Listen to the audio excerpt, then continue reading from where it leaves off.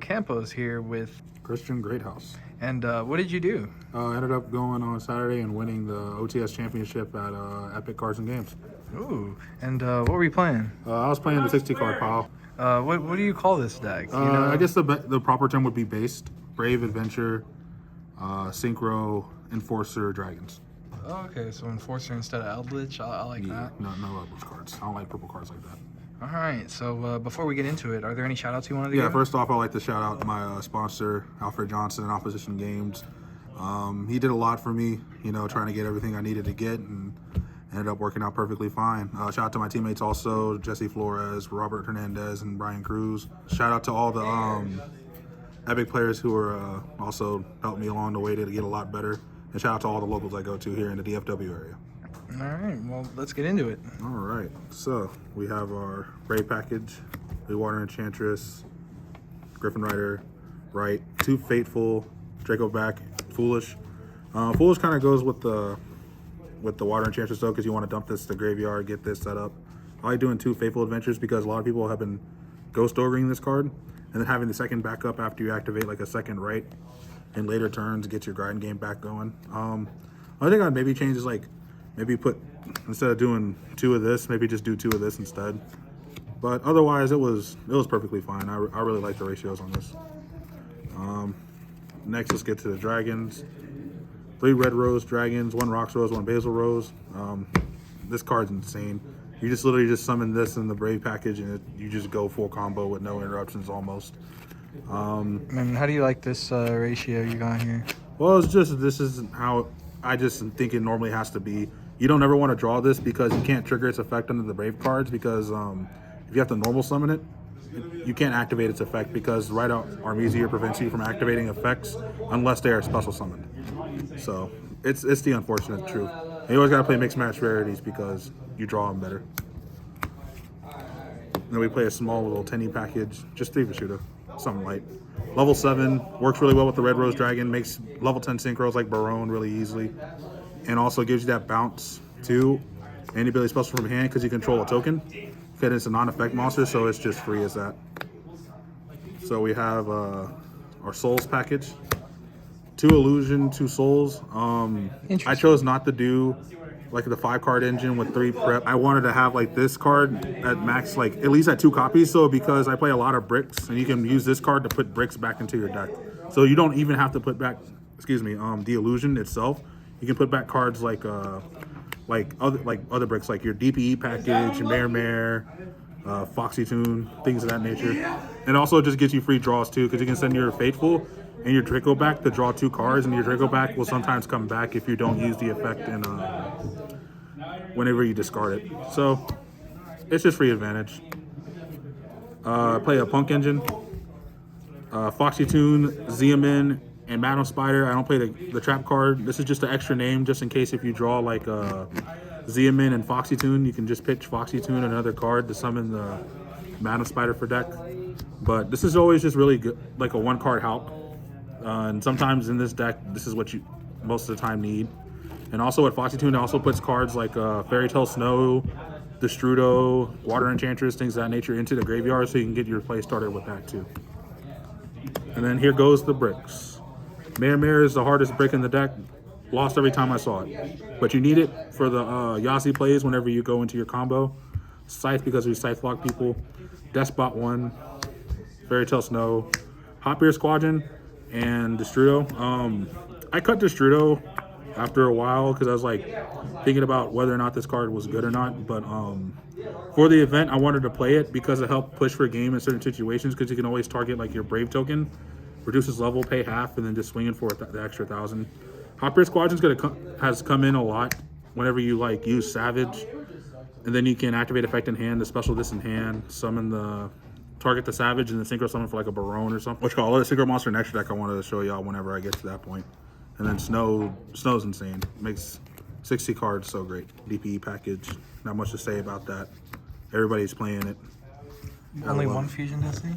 Yeah, I liked 1 Fusion Destiny because I didn't really want to see like the odds of you opening your Fusion Destiny is so low in a 60-card deck. It just didn't really make any sense for me to play a second Fusion Destiny when I can play other cards like Hand Traps or like maybe a second Fateful or a second Griffin Rider. So I chose this to be my the second one to be replaced with the Fateful Adventure, which is fine to me though, because you always just want to send it off a Verte, of course. Hand traps, 3 Ash, 3 Bell, 3 Ogre, 2 Veiler, 1 Nib, 1 Imperm.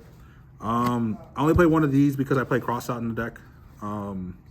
It's very similar to the YCS winning one that won the remote duel YCS for Vegas. These 3 right now are probably the better hand traps to go into like mirror matches or Brave Tenny list or anything like that. Ogre is probably one of the best hand traps right now, also going against Flunder. This also helps against Water Enchantresses, Nadir servants and stuff like that. Ash is just very versatile, and I wanted to play Veiler at 2 because I just couldn't, even a 60 card deck, I think I didn't have the room for the third effect Veiler, but it's fine though, because we played all these hand traps right here are tuners, so it doesn't really matter. Because sometimes you got normal summon your tuner and go off, especially with them being level 3. All right, and then for some miscellaneous cards, we have the E-Tellies for the Ogres and the Punk package. Card's crazy. Small World, because everything in this deck is searchable through Small World except for one interaction, which would be your Foxy Tune, trying to get you to your Water Enchantress and your Red Roads. Like, you actually can't do it, but other than that, this card is just Rhoda for the deck, and you play 60 cards, so you're not really losing that much crazy advantage over it. Cross outs, because everybody plays hand traps, and I play the same stuff that everybody else plays. And Droplet. I've been back and forth on this card. For this list, Droplet actually really helped me going into different boards like Virtual World, PK boards, and stuff like that. Also helps put stuff in the graveyard that's clogging in your hand, or you can't normally dump, like Destrudo or something like that, so you can summon from grave and gain value off of that. So it just worked out pretty much fine. I would change this probably in the future for even more hand traps. But yeah, 60 cards. Gotta love to see it. I'm gonna do extra deck. Gotta love my tokens too.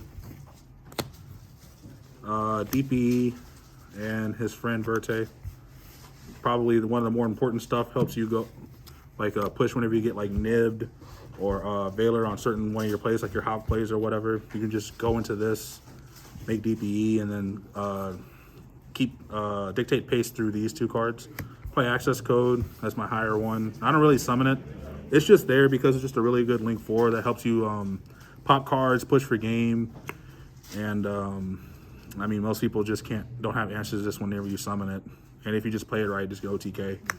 1 Auroradon. You just need them for the combos. I play 2 Hulk. The second Hulk really does come up after the first one either gets negated or you'd use it for Auroradon.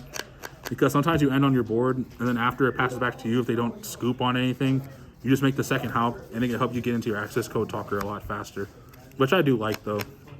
And it's just, card's just crazy. I think it needs to get banned next list. Dagda for Scythe, Link Spider whenever you get nibbed. Or you can turn the Brave token into this, so you can make this, or Verte or whatever. I think it's just necessary. So, play Barone for one of my level 10 synchros. I also play Satellite Warrior. So Satellite Warrior goes with Hoppier Squadron, so you can turn cards like Savage into this. Then you play, whenever you do your combo, you have so many different synchro monsters in grave. You can activate its effect and pop up 3 cards if you do your combo correctly.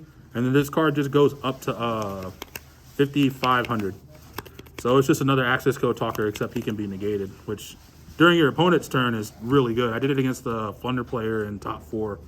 And he was about to try to establish his board, and then I made him pop his entire stuff, and he couldn't do anything, and he lost. Let's see. Level 7 synchros, Yazi and Shooting Riser. Yazi's just for help you get out Mare. He also just helps against striker matchups, him not being able to be targeted, and also just blowing stuff up. Riser to put cards like Snow, Water Enchantress, and other stuff into the graveyard, so you can either use it for next turn. And you can also just quick synchro summon it during your turn. Like if you leave a Mare token up, you can make Herald Arclight. This is also very important for the combo too, because you can make this with the Basil Rose shoot and stuff like that, or with your souls, so you can bring it back 3, 1, 4, and then it helps you play around Droplet 2 on your end board. and then Cupid Pitch.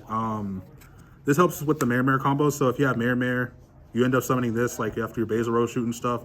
This will increase its level by the tuner used for a synchro summon. So it will increase its level either increase or decrease. So it'll become a level 1 tuner or it'll become a level 7 tuner. And then you can make Savage, and then you can search for the Hot Beer Squadron, and then burn for the 800 because it burns 100 for every level that the synchro monster that you bring out with it has. And that's it for the extra deck. 15 cards, nothing too crazy. Side deck, I decided to play 3 Lancia, 3 Droll, the other 2 Nib.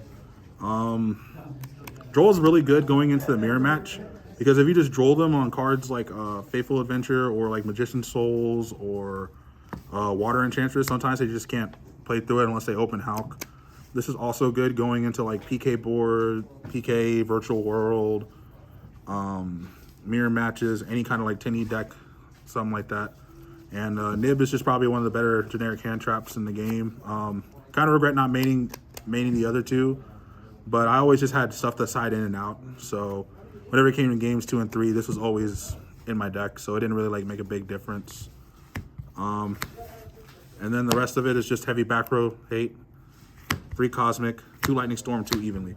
Cosmic's really good right now going against Eldritch, Scythe lock decks, things of that nature, even Floodgates too, because you just hit Floodgates and you don't have to deal with them. Lightning Storm is really good against Flunder because you just Lightning Storm the monsters and they don't really do anything. And Evening Match has been really well going into like Sword Soul boards, Flunder boards, Virtual World boards. And it also gets around the Lord of the Heavenly Sky Prison for back row decks too. So I really do appreciate what Evenly Match does for this deck. And that's about it. All right, man. Well, thanks for the deck profile, and we hope to see you on the channel again. All right, appreciate it.